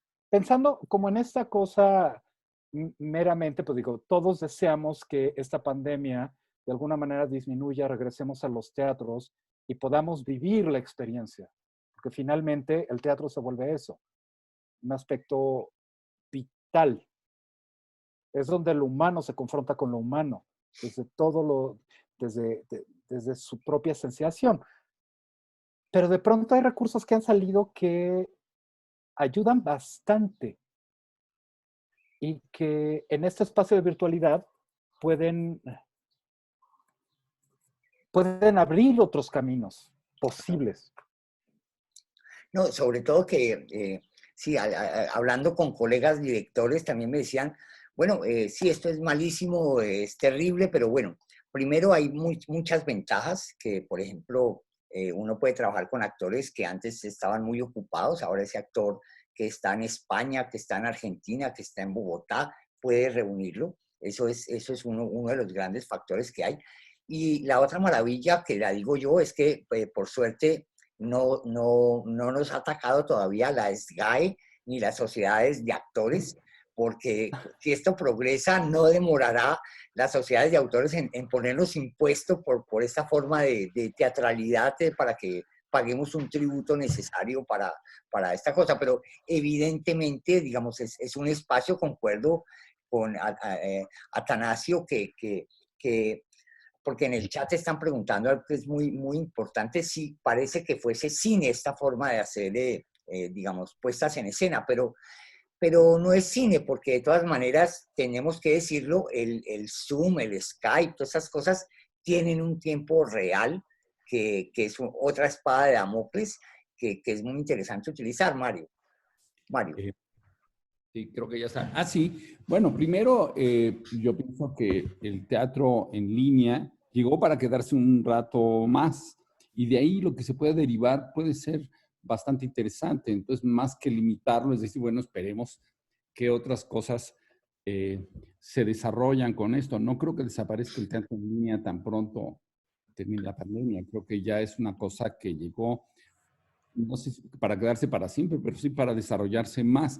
La otra cuestión, preguntaba alguien por ahí, que entonces vamos a poder ensayar por Zoom el teatro tradicional. Yo creo que depende qué tipo de espectáculo se haga. Si uno va a montar un espectáculo presencial, digamos, clásico, más tradicional, el ensayo por el Zoom tiene grandes y profundas limitaciones. Porque de alguna manera, pues la esencia de lo que uno quiere hacer no está en el Zoom. Que el ensayo a través de estas vías, bueno, es por no dejar pasar la oportunidad de avanzar un poco, y que sí tienen mucho sentido cuando lo que se quiere hacer está basado en estas plataformas. Entonces, desde luego que estas plataformas, el ensayo en ellas son buenísimos, pues de eso se trata el nuevo espectáculo. Entonces, yo creo que hay que estar pendiente más que en un pleito entre la tradición y lo que sí es teatro o no es teatro, que viene de lo contemporáneo. Es decir, bueno, a partir de este momento generalizado de shock para toda la gente que hace teatro, habrá cosas nuevas. Nosotros mismos trataremos avanzaremos por algunas, simplemente por la inquietud de volver a los escenarios antes de que nos lo permitan. A nosotros nos están diciendo que con suerte los estrenos van a ser por ahí de octubre, y yo creo que algunos van a ser hasta enero. Entonces, bueno, antes van a pasar otras cosas, y que pasen con nuevas convenciones, con el uso de nuevas tecnologías, que lo tengan ese uso de nuevas tecnologías en su corazón. Entonces, en su esencia, entonces tendrá sentido ensayar en esas formas. Si uno quiere hacer el teatro presencial clásico, digamos, porque es que más le gusta, bueno, ensayar en Zoom tiene limitaciones grandes de audio, de comunicación entre uno y otro. En fin, tiene unos obstáculos que no vale la pena ni pelearse con ellos. Pero si uno quiere hacer algo nuevo, construir algo nuevo a partir de estas plataformas, creo que el mundo, hay muchas probabilidades de que encontremos cosas riquísimas y pueden ser muy, muy valiosas, ¿no? Sí, digamos, yo siento que también, digamos, pues un aspecto diferente de la dramaturgia, porque, digamos, en el chat John Correa nos está diciendo que también ya hay estrenos en este formato de teatro viral. Hay muchos experimentos, hay gente que se está probando como dramaturga, como directora, como actriz, como etcétera, etcétera, y eso también está muy interesante, porque pues ya no está todos estos filtros e impedimentos que le pedían a la gente también en el teatro acceder, impuestos, permisos, etcétera, etcétera. También se ha vuelto una plataforma muy, muy interesante y hay que mirarla. Yo siento que además las nuevas tecnologías hace rato habían tratado de ingresar. Lo que más decimos es, por favor, apague el celular. Desde hace mucho tiempo, hace mucho tiempo el teatro está impregnado. Como ustedes saben, hacemos muchos estrenos con la maestra Ma Chen-hong, pues vamos mucho a teatro a China, y en China es imposible porque todo el mundo está viendo el espectáculo a través, uno lo que ve es un mar azul de pantallas, porque lo que le gusta a la gente es tomar fotos y grabar pequeñas partes y estar chateando y diciendo a la gente lo que yo estoy viendo. Entonces, digamos, ya después de esta pandemia, decir, por favor, no prenda el celular va a ser una canallada, al revés. Debemos estimular que se combinen las tecnologías y el arte presencial. Es que además hay muchos ejercicios que ya se han dado así. Como en el 2004, si no recuerdo mal, La Furia del Baus tenía un espectáculo que se llamaba XXX, donde pugnaba, digo, no con la nueva tecnología que ahora tenemos, pero pugnaba porque el espectáculo también fuera interactivo y pudieras sacar el celular y pudieras lanzar ciertos mensajes para poder activar el dispositivo escénico que tenían. Entonces, de pronto, estas articulaciones de nuevos modelos de producción tenemos para dar y regalar. La cosa es cómo profundizarlo, desde dónde profundizarlo y cómo lograrlo, sobre todo con este espacio de virtualidad total. De hecho, el dramaturgo Hugo Wirth en México no solo no pedía que apagaran los celulares, sino que además les ponía, les decía qué app tenían que instalar en sus celulares para interactuar con el espectáculo. Eso por un lado. Además, lo que estamos viendo ahora ya existía, no lo acabamos de inventar. Las microficciones hechas con un celular y demás, los TikToks y etcétera, ya existían, ahora se han formalizado, no nos hagamos. Y cuando yo digo no es teatro, no me lo tomen a mal. Es otra cosa y está del putas, como dicen en Colombia. Qué chévere, está increíble, puede haber cosas increíbles.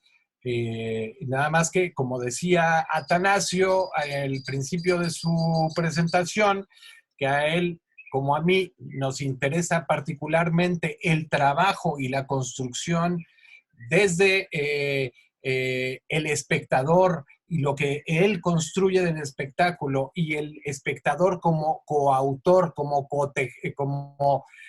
tejedor de la trama, etcétera, etcétera. Evidentemente, eso no puede ocurrir en estos formatos, salvo, ojo, que podamos hacer que la experimentación no en video pregrabado, sino en tiempo real, entonces pueda provocar toda una serie de cosas que se acerquen o que sean parientes. A ver, cuando digo se acerquen, todo el mundo va a pensar, estamos aspirando a llegar a... No, yo creo que hay que pensar que son nuevas formas de ficción o de encuentro de las artes representacionales, que ya no escénicas, en la interacción con públicos, pueden haber llegado para quedarse, vaya uno a saber, pero bueno, eso. Andrés, cuenta. Sí, no, yo pensaría, es cierto que acá se han hecho muchas experiencias a partir de celulares, etcétera, o filmando en vivo. A mí me parece que es estupendo, que ampliar las convenciones siempre es estupendo y siempre se agradece, porque se agradece lo novedoso, lo que te incomoda, lo que... Ahora, pensaría otra cosa, que es el problema del celular, en el sentido que por ahí es el más duro de ver y que tenemos que empezar a ver de por qué la gente va a ver una obra representacional, ¿no?, de teatro y saca el celular. ¿Qué es lo que no le está proveyendo ese espectáculo? ¿Se entiende? Esa superficie comunicante que lo despega. Y a mí me parece que ahí nosotros, los dramaturgos y las dramaturgas, tenemos que pensar o repensar nuestro oficio en términos probablemente más de ritmo que otra cosa. Porque digo, es muy tranquilizador ver un espectáculo a través de una pantalla. Cuando uno ve, acá se filman mucho peleas, creo que en toda Latinoamérica, ¿no? Cuando se están peleando 2 personas, 3 personas, se están lastimando, están sangrando, pueden morir, la pantalla es una defensa, porque te lo mediatiza, no lo estás viendo, aunque lo estés viendo. cuando vas a un recital, la pantalla no es la selfie, yo estuve acá, es como un testimonio. Yo doy cuenta de que estuve viendo a YouTube en el Malvinas Argentinas, ¿no? Entonces, me testimonio a mí con Bono allá atrás. Estoy tirando un viejazo, Bono, pero bueno. Y cuando saco el celular en el teatro para ver qué restaurante está abierto, cómo está de caro Uber, por ahí lo que estoy diciendo es me aburro con esto. Claro. Y ahí sí me parece que tendríamos que reflexionar. O no en nuestro público. Digo, pero si hay algo del ritmo que recién en el chat preguntaban qué series están viendo, ¿no? Cómo se han metido Netflix, la plataforma. Del ritmo de la narración, que me parece que el teatro muchas veces lo sigue pensando como del siglo XIX, en pleno siglo XXI. Que no tiene que ver con lo temático probablemente, sino con lo rítmico. Y me parece que el celular viene a manifestar muchas veces eso. Hablando digamos, de la historia de dramas que tengan que ver con el aislamiento y con esta esencia, pues digamos, de alguna manera también habría que decir que, por ejemplo, escenas tan maravillosas como la escena de Bent, ¿se acuerdan? Digamos, cuando están cada uno en su montículo moviendo piedras y esta pareja homosexual puede llegar a ser el amor sin siquiera tocarse. Ha habido de alguna manera también unos grandes descubrimientos de la dramaturgia cuando el hombre sin contacto real es capaz de transformarse y es capaz de transmitir sentimientos. Me parece que yo sí creo que en la dramaturgia hay muchos ejemplos que pueden, digamos, si se acuerdan ustedes de otros, materializar esa falta de contacto que estamos sufriendo en este momento. Pues hay uno que es maravilloso, que es el de Cuarteto de Heiner Müller. Ajá. Que de entrada, pues ya nos pone a reflexionar muchas cosas. Sucede todo en un búnker.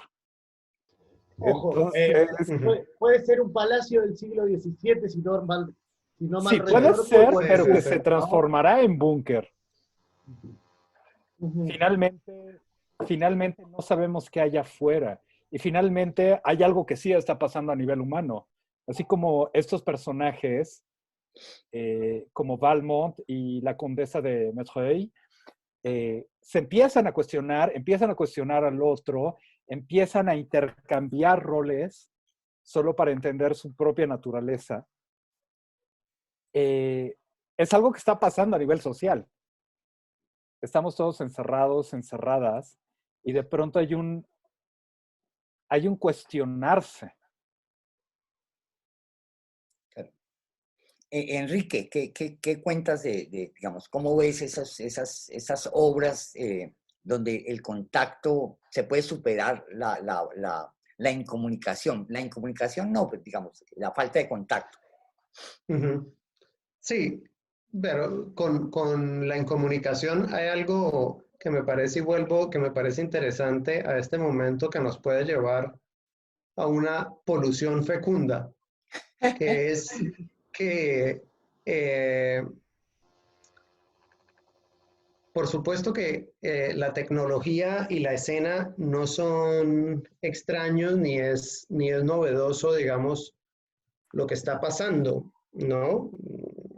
Y hay tantos ejemplos, digamos, que no vale la pena nombrar, pero yo creo que sí ha habido una incomunicación, una falta de diálogo, digamos, en el mismo aparataje teatral entre aquellos que están buscando incorporar a la tecnología como posibilidades expresivas del teatro y, digamos, un sector, digamos, del teatro más representacional, más tradicional, en donde, digamos, yo me contaría entre ellos.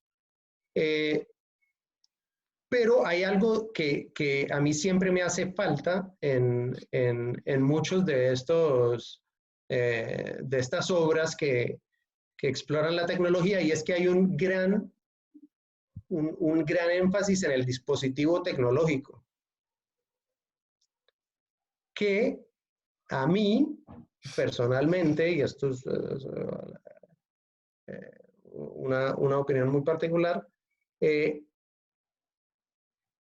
se me hace tan preponderante que me anula ese goce de lo fabular, o ese goce de lo representacional que para mí es tan importante en el teatro. Ahora, hay efectivamente también, como lo manifiesta Binetti, un cierto apego. Esto no es,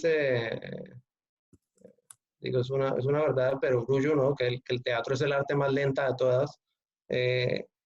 Hay un cierto apego a una manera, o hay un peso de la tradición tan grande en la manera de contar historias, de estar presente en esa palabra fabular, que nos hace posiblemente perder contacto con una cierta agilidad rítmica más contemporánea, y que también hace falta. Pero este momento es un momento en donde nos vemos obligados por fuerza a estar presentes desde lo tecnológico como un dispositivo de transmisión de la palabra,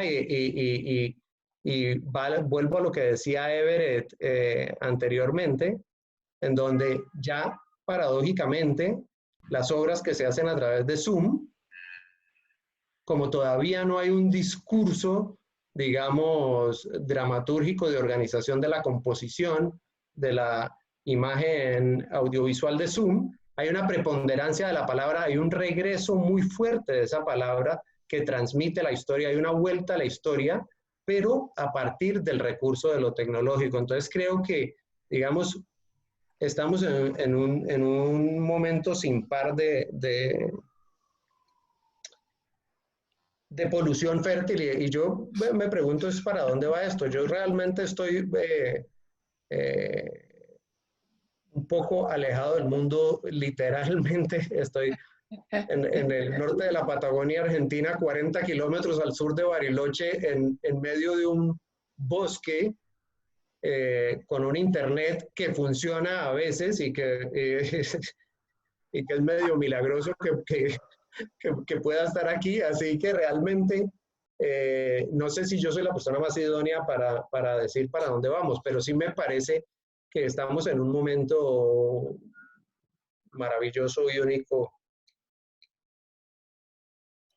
Sí, de los encuentros que hemos tenido, con dramaturgos, yo lo esperaba también. De alguna manera es el encuentro más optimista que, digamos, el encuentro que tuvimos sobre la pedagogía o sobre el teatro en tiempo de pandemia el viernes pasado, porque yo sí creo que hay un regreso a la palabra. Es maravilloso, eso es impresionante. Yo, para contar ahora las cosas, ahora, por ejemplo, en julio, voy a hacer un taller de puesta en pantalla en Rusia, a partir de las novelas epistolares de Dostoyevsky.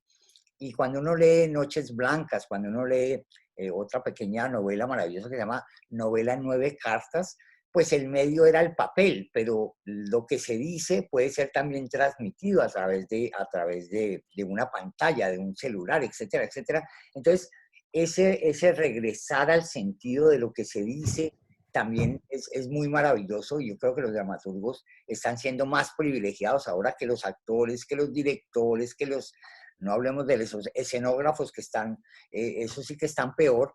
Y de alguna manera la palabra en la dramaturgia es un tiempo de creación. Como ya se está acabando un poco el tiempo, pues quisiera llamarlos a si pueden tener una síntesis, un poco una conclusión acerca de la dramaturgia en este tiempo tan difícil. Jaime, Andrés y Enrique, y por supuesto nuestro querido Atanasio. ¡Atanasio! ¿Ok? Por fin lo dijo. Por fin. Por fin lo Hizo dijo. bien. ¿Ok? Jaime. No, ahora empiecen, rompan el orden. Eso, rompamos el orden. Atanasio, ya que, digamos, una conclusión sobre este tema de la dramaturgia en tiempos de pandemia. Pues más que una conclusión, voy a recordar algo que me parece además fundamental en estos tiempos, que fue el punto número 1 de Puntos para un nuevo teatro de Pierpaolo Pasolini, que hace toda una reflexión acerca de qué nos espera. Y me parece muy interesante porque dice, el teatro que esperan, incluso el más absolutamente nuevo, no podrá ser nunca el teatro que esperan. De hecho, si esperan un nuevo teatro, lo esperarían necesariamente en el ámbito de las ideas que ya tienen. Además, lo que esperan, de algún modo, ya está ahí. No hay nadie entre nosotros que ante un texto o un espectáculo pueda resistir la tentación de decir, esto es teatro, o por el contrario, esto no es teatro. Pero las novedades, incluso las absolutas, como bien saben, no son nunca ideales, sino siempre concretas. Maravilloso, maravilloso. Lo cual me parece que es bastante interesante para replantearnos este nuevo teatro, sino que como usted este nuevo teatro en esta nueva circunstancia. Andrés Vinetti, cuéntame. Sí, qué interesante lo que decías, Atanasio. Sí, yo creo que hay algo de eso. Yo pensaría en esto, en ampliar convenciones, en no entrar en pánico, hemos resistido muchas cosas los dramaturgos, las dramaturgas, desde las censuras, de las dictaduras, hasta el teatro de imagen que nos crucificó, y a lo largo de la historia muchísimas cosas más, la Inquisición. Entonces pensaría en eso, y pensaría en amigarse con lo que se amplía y ver qué surge, ¿no? De esto, que ojalá sean cosas maravillosas, y que el teatro va a seguir estando ahí para cuando podamos volver a juntarnos, como van a seguir estando los amigos, como van a seguir estando los padres, los hermanos. Cualquier cosa que usted va a arrastrar. Es muy tico haciendo Guillermo Piedrahíta. Bueno. Sigue, por favor. No mucho más que eso, creo que es un cierre para mí. No desesperar, tratar de producir y amigarse, leer, aprovechar el tiempo en lo que se pueda. Quique, cuéntenos. Sí, para mí, digamos también, yo diría que en este momento cuatro ejes que atravesarían la creación dramatúrgica para mí en este momento son la confusión y la incertidumbre, ¿no? Digamos, primero. Y creo que no hay una búsqueda por la superación de la confusión y la incertidumbre, sino más una exploración justamente, que es lo que nos va a llevar posiblemente a orillas nuevas, y lo otro sería la humildad y la vulnerabilidad. Serían los otros dos ejes que aparecen para mí, ¿no? Porque, pues, esta aparición de la pandemia, que no es nueva, que no es novedosa, pero pues en nuestras vidas, o por lo menos en la mayoría de nuestras vidas, es algo que no ha estado presente anteriormente, nos hace pensar con humildad, digo, como seres humanos. ¿Cuál es la vida que llevamos y como creadores específicamente, qué es lo que estamos creando, ¿no? Y creo que esos cuatro ejes de confusión, incertidumbre, humildad y vulnerabilidad son, digamos, lo que para mí está en este momento en el núcleo de mi impulso creativo. Maravilloso. Sí, esa esa espada de Damocles de que tengamos que ser siempre productivos, pues, sí, pues de pronto hay que no ser tan productivos y empezar a tener una pausa para reflexionar. Jaime.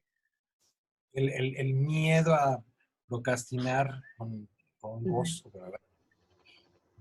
No sé. Sí, qué cosa tan terrible que esto nos ha puesto de cara a nosotros que luego nos navegamos por el mundo con un ego inquebrantable y con exigencias a todo potentes. Y, en fin, más bien nos enfrenta a la fragilidad de la condición humana. Y más allá de formatos o no formatos, de nuevas formas de realidad, yo diría también de nuevos medios expresivos, más que intentar meter el teatro a algún lado, aunque como decía Atanasio, el teatro ha luchado por no dejarse sujetar. Pues lo que yo creo es que, bueno, se nos viene también una andanada de espectáculos, ya no diría solo dramaturgias, o bueno, dramaturgias en su más amplio sentido, de todo tipo de reflexiones sobre lo que va a dejar la pandemia. La bronca, la cosa concreta es que está matando gente, ¿no? Y nosotros ya conocemos gente que ha muerto, colegas incluso de teatro. Mario Espinosa acá nos podrá confirmarlo, ¿no? Gente de teatro de Tijuana y de otros lados que han muerto por COVID. Entonces, pues, cuántas historias, cuánto dolor, cuánta vaina no vamos a tener que contar en el formato que sea, de la manera que sea. Y bueno, Mario se nos adelantó, ¿no? Tenía la bola de cristal, o como yo digo, el teatro suele pensar para adelante, ¿no? Suele prever el futuro. Y bueno, también desde las propias dramaturgias seguramente encontraremos, seguirán estallando los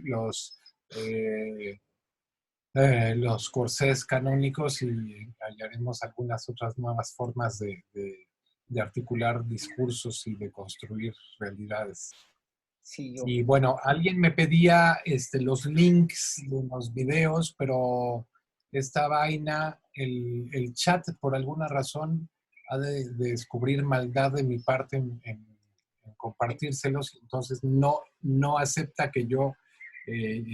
Okay. que yo Sí, yo estaba pensando, no sé, como una reflexión para finalizar, que de alguna manera el teatro va a ser el gran vehículo para tratar de matar la desconfianza que está empezando a generar el ser humano frente al ser humano. Ya le tenemos miedo a un abrazo, le tenemos miedo a la presencia real del hombre con el hombre. Y yo siento que vendrán tiempos mejores cuando haya vacunas, etcétera, etcétera, pero la idea de volverse a aglutinar para escuchar a otro hombre, evidentemente está en manos del teatro. Y yo pienso que hay que prepararnos para ese momento. Bueno, señores, no estamos en televisión, pero el tiempo ya acordado con ustedes se ha acabado. Es nuestra espada de Damocles. Les quiero agradecer a Andrés Binetti, a Enrique Lozano, a Jaime, a Atanasio, al profesor Everett Dixon y a nuestro querido Mario, su ayuda y su colaboración para este tiempo que tenemos ahora para reflexionar. Y pues el viernes vamos a tener un conversatorio sobre el teatro en calle y en espacios no convencionales, que es otro tema pues que parece que tiene una gran alternativa de progresar antes que nosotros. Entonces, les agradezco mucho su presencia, su generosidad y esperamos que pronto nos podamos ver y abrazar y compartir las creaciones que han realizado en esta época de pandemia. Bueno, chao, chao, chao, muchachos. Muchas gracias, Andrés. Muchas gracias a todos. Chao, Quique. Chao, Jaime. Chao, chao. Atanasio. Chao, chao. Chao. Hasta luego. Chao, Chao a Evelyn. todos. Chao, Chao. chao. ¿Cómo están? Chao. Gracias. Muchas gracias. Gracias.